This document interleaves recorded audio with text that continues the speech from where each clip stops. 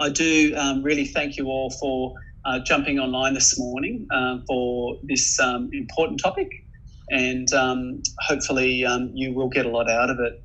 Well, I'm sure that you will get a lot out of it. Just a bit of housekeeping. We will ask you to keep your microphone on mute, and please just use the chat function with any comments you have or any questions that you have. The content of today's topic, suicide prevention, it may be disturbing or may upset some of you in its content, and we fully appreciate that. We do recommend that there are a number of services and supports out there in the community, but certainly within Melbourne Polytechnic we have a very qualified and experienced counselling team, and they're online with us today as well. So we have, I notice Vincent's on and Natalie's on, perhaps Martin's on as well, and Edward. I'm sorry, without going through the whole list, they are our counsellors. So I'll say that again: Edward, Martin, Natalie and Vincent. And the way that if the content of today's session does upset you in any way and you're wanting to debrief during today's session, you can simply click on the chat function and chat with any of those counsellors directly, so that they'll make themselves available to just have a direct chat with you. That's how no one else will see that. That'll just be between the two of you there.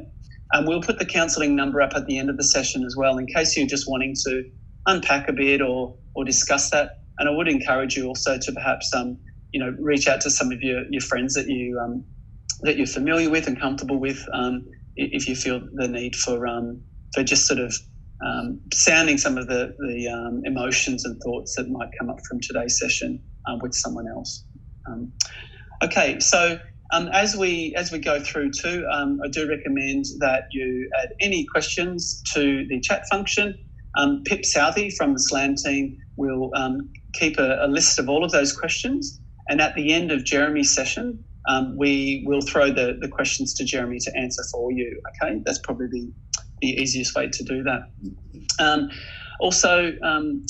Okay, so I'm going to introduce Jeremy now. So I remember quite vividly one night finishing my working day and sitting down, and I often used to like to pull up a TED talk or two and just sort of have the brain thinking a bit differently. So this one particular night, there was a recommendation that came up from TED Talks, how to start a conversation about suicide. And I just thought, oh no, this is way too heavy to go to bed on, like seriously. I just didn't have the headspace for it. So I went and grabbed a drink of water, and I actually just thought, no, I really need to push through this. I'm very curious as to what can be said. So I watched a video, a TED Talk, went for about 10 minutes, and it changed my life. And certainly in the space that I work in with SLAM, I found it very important, the connection between a difficult topic like suicide, and especially our trade students, who are probably one of the highest risk groups in Australia, which Jeremy will talk about. So there you go. That was probably 2 years ago, I reckon. Since then, Jeremy's TED Talk has had, I think, 1.5 million views. He'll probably correct me on that. But it's incredibly worth checking out, and certainly he will cover off on most of that today as well. Now, we have typically had this presentation for our trade students being at risk, but we certainly do appreciate that students studying community health and community services are on the front line. Your studies are gearing you up to be on the front line and to be in situations where you will have to have difficult conversations yourself. So if you want to use the clap function, perhaps, so please put your hands together for Jeremy Forbes. Thank you. Thanks. Can you hear me all right, Shane? Yes. All right, good. Everyone can hear me. Don't worry about claps or acknowledgements. How long have I got, Shane? 20, 25, like the normal. I'm going to keep asking you questions just to annoy you. All right, thank you very much, Shane, for that lovely introduction. You blow your nose, get yourself sorted, Shane. That's it. Sorry. Yes, so my name is Jeremy Forbes. As Shane alluded to, I run a suicide prevention charity called HALT, Hope Assistance Local Tradies. You can see it there. I'm a tradie myself, so what's important for me? It's important that to me and all the other tradies I speak to have a lived experience. So there's nothing worse than getting up and talking to someone and having not lived and gone through everything that someone else might have gone through. So for me, I talk from the heart. I come from a lived and a shared experience. So I'm gathering most of you out there know tradies, love tradies, have family members of the tradies. I'm not sure what comes to mind when you think of tradies. Anyone? I think ruggedly handsome, tough, hard-working. No, not really. Everyone has their own ideas about what tradies are. So in my experience of being a painter and decorator for 20 or 25 years now, there's a culture attached to it. And some parts of it I like. Some parts I like. I like that you can make good money. You can work out in the conditions. You can work with guys and girls that are fantastic. They're wonderful. I did that for 20 years, part of that culture. What I don't like about that culture, which is there, and you will all know this, we don't talk about it a lot, especially as blokes and as tradies, is that, and I think it's toxic. We hear about toxic masculinity. Guys go, I don't want to hear about that, whatever. But it is. Why is it toxic? Because for 20 years, I didn't feel like I could reach out. I lost mates to suicide, and I lost mates to drugs, alcohol, gambling, so many things. And the toxic nature is we didn't talk about it. We didn't even acknowledge it. There was no discussion around it. It was none of your business. Well, I'm here to tell you, it is your business because they're your mates, they're fellow humans and people in your life. So that culture is you'll be right, she'll be right, toughen up, don't be a princess, a copper concrete, this sort of stuff. You'll be right, she'll be right is massive, yeah? I've said it so many times. When I've had a mate come to me who's struggling, a few beers, whatever, struggling, what's my response as a bloke is, toughen up, mate. You'll be right, she'll be right. Now, I'm sure you've all been there and done that. Do you think it works? Has it ever helped a single person? No. And in the last 7 years, 6.5 years of HALT, I've spoken to hundreds of thousands, tens of thousands of tradies, really, really strong, tough, macho blokes, and they've still acknowledged that it's never helped. So that's the culture we live in sometimes. Some of us live in that culture of not talking, it's none of your business, that sort of stuff. So that was my experience for a long time. I lost mates, and that's the way it was, bad luck. I've yet to sit down and actually write a list of all the people I've lost to suicide. I think it'd break my heart way too much. So I left Melbourne in 95. I went to Western Metropolitan College at TAFE. I don't think it exists anymore. As a tradie, painter and decorator, I was a bit naughty in Melbourne. Had to leave Melbourne in 95 or I'd be dead or in jail. And so moved to beautiful Castlemaine, where I am now. Been here 25 years in Castlemaine. So how did HALT start? It started in June 2013 when I went and saw a tradie. So I'd been a painter in Melbourne, come to Castlemaine and finish my apprenticeship up here. Went and saw a tradie once, had a metalwork factory in Campbell's Creek, just out of Castlemaine, and he was really happy. Yeah, I don't know. I'm a bloke. I don't know any support services. TAFE taught me nothing. I learned nothing about mental health and all the risk factors around suicide and anxiety and depression. I knew nothing about it.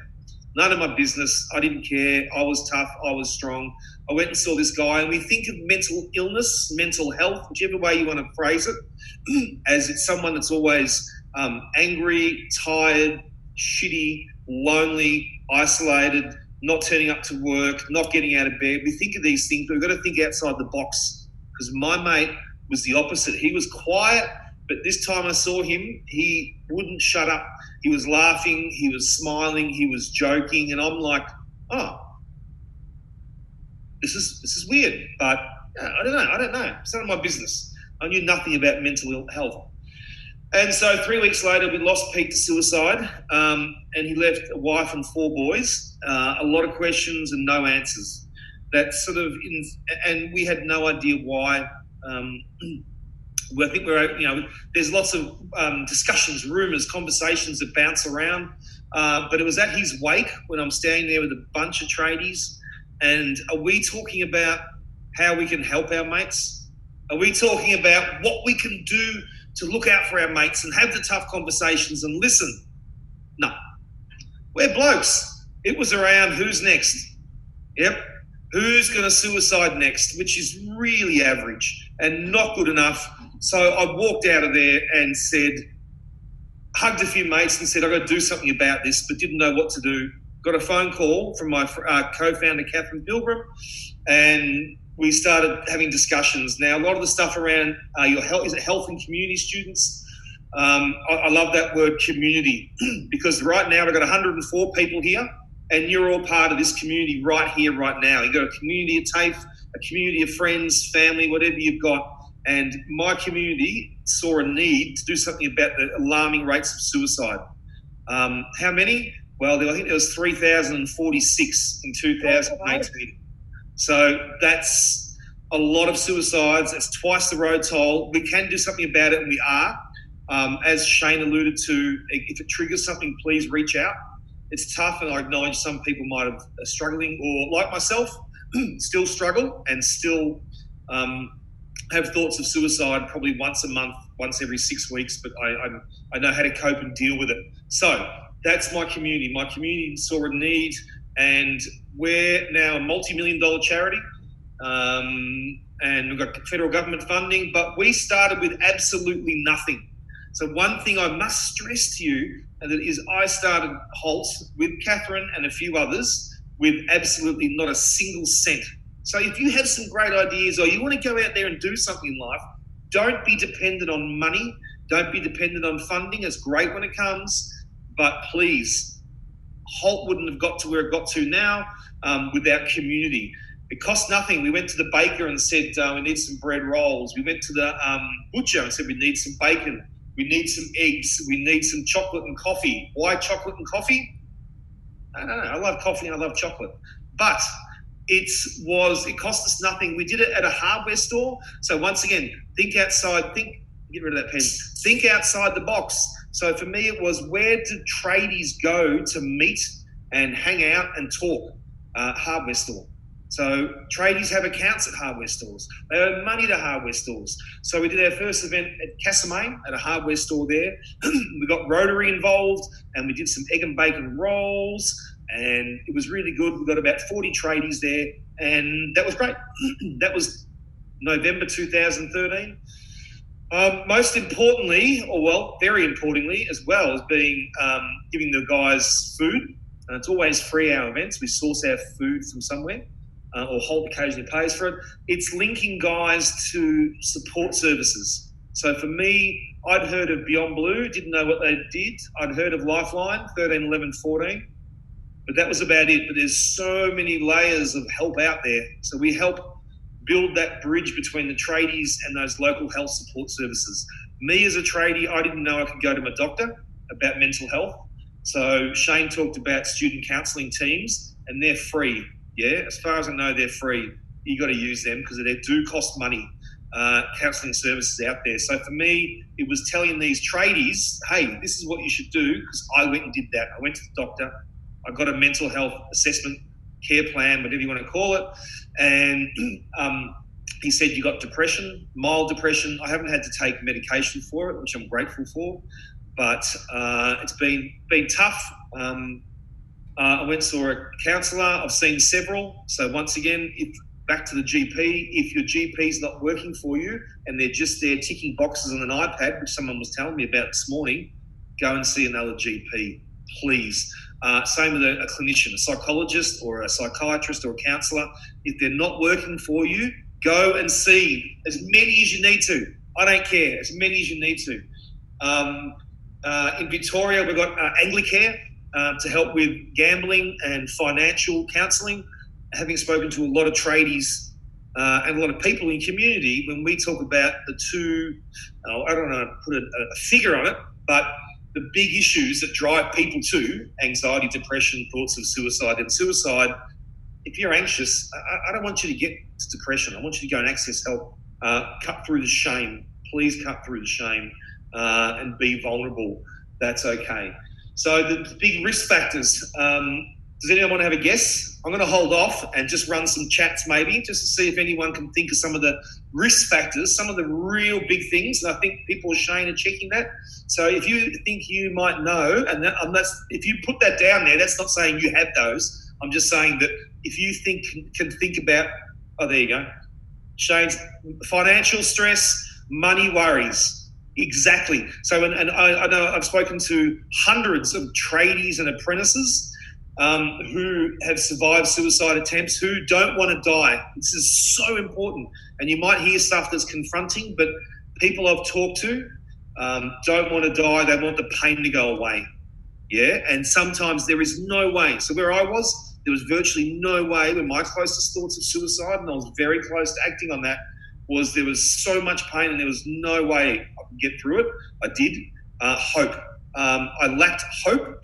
I lacked a lot of stuff, and there's got stuff here, which is great's not the right word, but the financial stress, lack of support could be from friends, family, loss of employment totally, and family pressure and grief, loss, gambling, drugs, alcohol. You can see a lot of these things that we haven't got good demonstrated social behaviour. I come from a broken family, and we didn't talk about this sort of stuff. So when we're talking with guys, and mostly guys talking, you got to strip it right back, because we never learned how to understand and how to be empathetic and compassionate. A lot of us. Abuse as well. So in abuse, bullying and harassment, young family issues. Luckily for everyone, I have no children and not having any, but I have been a stepfather. So any step parents out there, much love and fantastic. Injuries, yep, totally. My brother did his back. Bullying and harassment at school. If you're a bully or you bully people or harass people, ask yourself why you do it.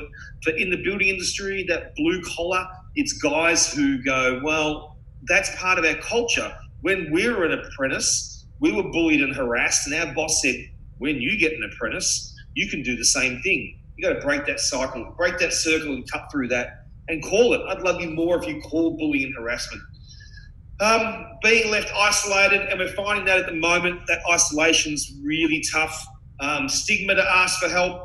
I'm reading off these because this is important that you know there's such a myriad of issues that are out there, and we need to acknowledge there's a lot of them, and we don't always talk about them. So when you're having someone who's struggling, there might be several different issues. It mightn't just be one thing. It might be several things. Most men have that. The culture of shaming, yes, thank you. There's a massive culture. I did an event recently for about 100 Afghani students that were learning how to speak English in Dandenong and TAFE out there. And we met with the cultural leaders, the Afghani cultural leaders beforehand, and they were talking about the shame attached to asking for help in the Afghani community, especially as mostly young tradespeople. And they were surprised to learn that it's the same in the Australian culture. And I got a fellowship with Westpac, a social change fellowship, and I was overseas doing some stuff. And I sort of touched base with all different sorts of organisations and community groups and cultural groups around the world now. And that shame is nearly in every single culture around asking for mental health. In the Middle East, I don't think you can even mention the word suicide or mental illness in public. So there is a lot of shame around that. So thank you for that. We can continue the conversation. So that's where HALT started. It was building that bridge. In the last 7 years, we've done maybe, 800 events and you know what? Shock horror. It's not just tradies that we're losing to suicide and anxiety and depression. It's a whole of community approach. So you'll find this. I'd be very surprised if there wasn't one of you out there watching that had experienced or knew someone that had suicided or attempted suicide or had anxiety or depression. So it's out there and it's really prevalent. So we all can connect, I think, and empathise with that. So HALT did that.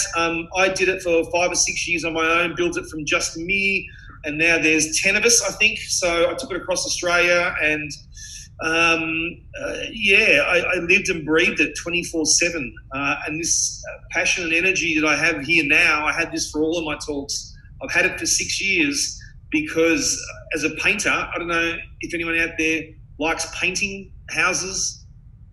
I didn't think so. So I'm not saying don't do it, but whether you're a VCAL student, we've done work with VCAL students in Central Victoria. Love doing work with them. So a lot of them go on to do trades as well. And the health and community students, I hope there's that belief and that passion in you that I have to go out there and help people, because you can hold that for a long time. Last year, I almost burnt out. Closest I had, because I pushed really hard, we got $2 million in funding from the federal government to start building a national program over 4 years. So that was awesome, but it meant a lot of work and a lot of stress. And then we've got a workforce of up to 12 now, 10 to 12. So that adds to it, but we're starting to put workers around South Australia and Victoria. So this is the most meaningful work.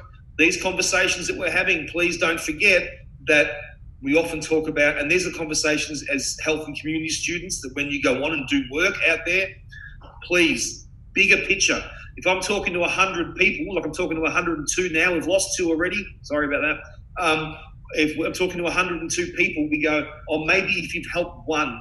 But for me, this discussion and you being here, every single person is potentially being helped, whether it's now and accessing help through the student counselling team, which please do that if you need to. So whether it's getting help today, tonight, tomorrow, in 6 months' time, or continuing a conversation and increasing that web of discussion and empathy. We can all do our bit. And also these conversations are saving lives. Yeah, so I can tell you now, I'm not the sort of person I am occasionally a ranger, redhead. I'm prone to bouts of over-exaggeration, but with regards to these conversations, we're saving lives. So that's probably HALT's archery. Our core thing is saving lives. So that's what we do. We do a lot. We work with tradies, TAFE students, out in the farming communities. I'm in Castlemaine, Central Victoria. I travel all around Australia, for work. So we work with farming communities, sporting clubs, men's sheds. Men over 85 have the highest rate of suicide age group. We work with LGBTIQ. We work with Indigenous groups. We work with whoever we can. It's a whole of community approach to suicide prevention. We're a bit different. We're disruptive. We're maverick. I'm occasionally petulant. I've been called names, all sorts of names. I don't know, whatever. But we have that core belief, and we work out in the community, and it's not 9 to 5. So for HALT, our workers are there, not 24/7, because we're a health promotions charity. We're not a counselling service. We link people to counselling services. So we're a health promotions charity, but we'll do events at 5:30 in the morning. We're down in Keilor Park, doing some stuff for the council depot workers there. It could be 10 o'clock at night up in Costerfield or Fosterville Mines up in Central Victoria, doing a 10 o'clock shift change. We do what we can whenever we can. So please, HALT's going to continue to grow. We were supposed to go to New Zealand and get HALT up there, but the coronavirus stopped us. So that's what we do. That's in a nutshell. I'm probably getting close to just checking to make sure Shane hasn't sent me a message telling me to get off. Only joking, Shane. But Shane has been wonderful and supportive, as well as Pip down there. So before I wind up, I want you to realise you're not alone. That might sound like a cliche, but when you get to my age, cliches seem to be there for a reason, that you are not alone. I implore you to go and access help. Be a good listener. So, be a good listener. What does that mean? Don't be judgmental. I can be judgmental. All the things I've told you today, I've done. Yeah, I've been to see a doctor, psychologist. I've called Lifeline, 13, 11, 14. Do you have to be suicidal? No. You be having a crappy day? Yes. Do you have to give your name? No. None of that sort of stuff. So please ring them if you need to. What else? So Lifeline, you've got Men's Line, you've got Kids Helpline, Suicide Callback, you've got local community health, hospitals, you've got 000, You've got welfare calls, so you can bring up the police, local police, and ask them to check up, do a welfare check on a mate if you're worried. Don't be judgy. When you're listening, it's not about you, all right? It's about them. Don't interrupt. You don't have to solve all their problems. You don't have to be burdened with their guilt. Sometimes you can just listen, but at least now, if you have that conversation, and they're tough, the conversations are so tough to have, you can say student counselling team, doctor. And I've said this before, and once again, it might sound weird. Ring up your mate, get on the old phone and ring up your mate and say, hey, I'm worried about you. I love you. I care. I think you should go and see a doctor. Well, who's your doctor? I'm going to ring up. I'm going to book you in, and I'm going to take you there, and I'm going to come into the doctors with you. Yeah, that's life-saving. Instead of you'll be right, she'll be right, you'll be right, she'll be right, mate. That's just flippant, right? But I know that's what we learned growing up. I did. That's what my response was. Now, you should go and see a doctor. Take them to the student welfare counselling team. Take them to them. Book them in. You know where they are? They'll tell you where they are in the TAFE. Book them in and go with them. Don't just go, oh, there's a number. Actually walk them over there. Show your support. Show you love them, that you care. We're all humans, please. I saw something there to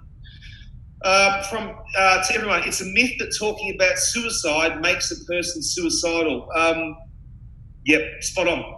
So I always growing up, always thought that if I mention the word suicide to a mate, that's going to put the thought in their head. Well, that's not the case.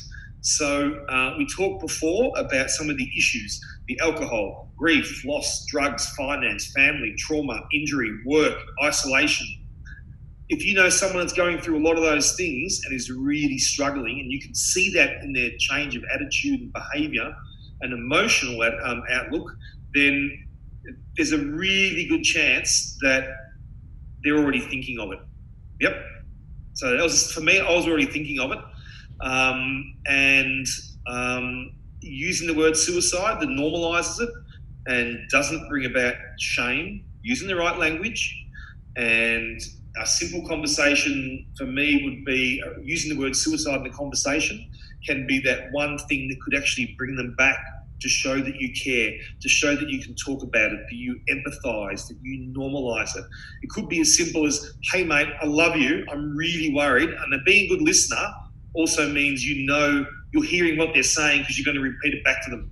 Nothing worse than saying something to someone and they're like, you haven't been listening to anything I've been saying. So listen, hey mate, I love you, I'm worried about you, I'm concerned because you've separated from your partner and you're not seeing your kids, you've hurt your back, you haven't been to work, you're looking dishevelled, you're not getting out of bed, you're talking about being hopeless, guilty, a burden. I'm really worried. Are you thinking of suicide? And yeah, you might get a yes, you might get a no. If it's a no and you still have a really good idea, then there's no harm in going back to them again. They might just be seeing if they can trust you, if you're just saying it for the sake of saying it, or if you really mean it. So don't be afraid to go back and ask them again, please. Use the word suicide in the conversation in a respectful way, in respectful language, please. So there's lots of things there. Have a tough conversation. So maybe just before we finish up or go to questions, maybe you can put down there, please, where could you have, and don't write anywhere because people always write anywhere. Where do you think you could have these tough conversations? Give me hit me up with some places you think you could have them, and just to share that knowledge with everyone, where you could have a tough conversation. Workplace, yep. Be careful in the workplace. Depending if you've got some time and space in the workplace, for sure. On a building site, it might be going to walk to get smoko or morning tea. A walk's perfect. A place safe for them, perfect. Thank you, Jessica. Somewhere safe. And we've talked about trust. Coffee after work. Drinking coffee after work, you'd be up all night. What's going on? But yes, of course, coffee or tea after work. Somewhere where they feel safe.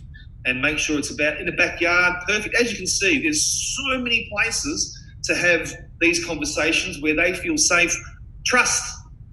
I haven't touched on trust yet. I think trust is undervalued in community. We tend to sort of, it's like saying sorry. We say sorry all the time and we assume trust and things like that. Please, if your friend is talking to you and opening up, they don't want to hear that 2 hours later, everything's gone all around the TAFE and everyone knows about your problems. You've lost their trust. And that could be that turning point where they spiral even further. So please hold that like a vault and trust. Especially if you're living in a small town. I'm in Castlemaine and I know nearly everything about everything in this town. And people trust you. And that's what you just need to do. So camping, fishing, a walk in the car's great. They're trapped. Put on an 80s compilation clip, tape or something, and listen to it. And sit in the car, talk. It could be going for a walk. It could be at a pub. It could be walking home from TAFE, walking out of TAFE, anything like that. But just make sure you have plenty of time. And remember, it's about them, not you. All right? And you don't have to solve every single problem. And you might need several tough conversations. So, tough conversations, listening, give them some stuff, suggesting that they're vulnerable to where they feel comfortable. Yeah, so it's okay. Please, we cried as kids and then we were told we can't cry again. I think it's okay to cry. I love a good cry. I know we can't, give our mates hugs and that, but we can still get out and talk to them from a respectful distance. I did shake the hand of a mate a couple of days ago. I must admit, don't tell anyone, but I did do that. So I miss my mates heaps. So please, before I click back to Shane, hang on. What would you do? What would you do if someone expresses something personal that worries you about their safety and they've expressed that they don't want help? Okay, that's a good question. I know with the student counselling team and counsellors and stuff like that, that you can talk to them and divulge information and have chats. But if someone is potentially mentioning they might suicide or attempt self-harm, I think you should, I know we haven't got a lot of time, but if you're there, that's okay. If you're not there, you can always call 000. If you're worried they've done something, you can call the police to get a welfare check, like I said. Friends and family to check on them, or if someone else lives with them, check on them with that. If you're there, stay with them, please, and call 000 if they're harmed or they're about to. Sit with them, encourage them to book in to see a doctor, encourage them to ring Lifeline if possible, or suicide callback service or men's line or any of those sort of things would be really good. I hope that helped. There's a CAT team, sorry. Yep. The CAT teams are at the hospital as well. So yes, ring your local hospital and get the CAT team out. Yes. Cars are great, especially for teenagers. Yeah. So there's a lot of things we could do. So that's basically where HALT is. You want to touch on one more thing? Or two more things. One more thing. First thing, counselling. All those things we talked about, alcohol, drugs, finance, relationships, they're all got counselling. You can get generalist counsellors, but please, I want you to get, if you go and see a counsellor, I want that counsellor to work for you. It's so important. Don't do 3, 5, 7 sessions and think you're wasting your time. You should get something out of every session. So please, you can get financial counselling and relationship counselling. I wish I had both, and potentially alcohol counselling, but I never knew you could go and do that stuff when I was younger. So please, you're in a good position to go out and get help. So that's what I have for HALT. My details, my phone numbers, any questions below, put in the chat box. So Jeremy at halt.org.au. So Jeremy, Jeremy at halt.org.au. Oh, there it is. Okay. Great. Thank you, Pip. There's the HALT website. The HALT Brekkie is also halt.org. And my phone number is 0409 756 274. I know the phone, it's not up there. It's my choice. The phone's on the side of my work ute. It's all over Facebook and website. So 0409 756 274. Running a national charity and having a lot of workers, this is pretty, this runs quite hot. So please shoot me a text or an email I don't care what time it is, just reach out if you can. But as we said, you've got your counselling team there and your teachers as well. Sorry, teachers. Go to them first if you need to as well. I do apologise, I didn't mention that earlier. I'm going to hand back to Shane or Pip. Is that possible, please? Don't make me tell jokes, please. Okay, no jokes. Thank you so much, Jeremy. I think everyone will have got a lot out of today's session. How was it for you? Me? I love it. No, I really enjoy it. I think, health and community students, I'd love to hear at some stage down the track what they do exactly and where they go and stuff. So I think I'm very grateful and gratitude as well. Grateful that you all stayed and were part of this and listened to me. So awesome. As Shane can attest, this emotion I have pretty much all the time when I do my talks. So I think everyone's sort of got a real sense of your passion, and I guess sharing that journey from 2013 all the way through to today, where you've got federal funding and you've got workers across Australia. I think the reason I reached out to you all those years ago was because there was a real need, and I think it's an increasing need. And your approach is, one approach, but it's something that is very practical and meaningful to our trade students. But hopefully, still the tools and aspects that you've mentioned relate, to health and community services students. We will share Jeremy's contact details that we've put up on the screen with your teachers. So you'll be able to sort of follow him online. Jeremy has done a number of Facebook live streams over the past month or so. So you could probably go back and have a look at those if you want to have a look at some of the other conversations, some of the other things discussed are sort of a bit off topic there. And as far as his mobile, I've been with Jeremy where he has received texts from students directly after his presentations and, of thanks, and then also other students coming back in subsequent visits to our Heidelberg campus to thank him because they were able to help a mate and have a difficult conversation. So I guess it is about putting yourself in a vulnerable position and not being afraid to ask for help and to really break that stigma. So hopefully you've all taken away a bit from today. I really, really appreciate your teachers supporting this and giving you the time today to participate, to ask your questions and getting behind this. Certainly be, willing to do it again in the future. Our initial intent was to have Jeremy visit our Greensboro campus and our Preston campus, but I think thanks to technology and the work with Jeremy and certainly Pip behind the scenes pulling together the slides, it's sort of been quite helpful and practical for you. So thank you, Jeremy. Thank you, teachers, and thank you, students, for tuning in.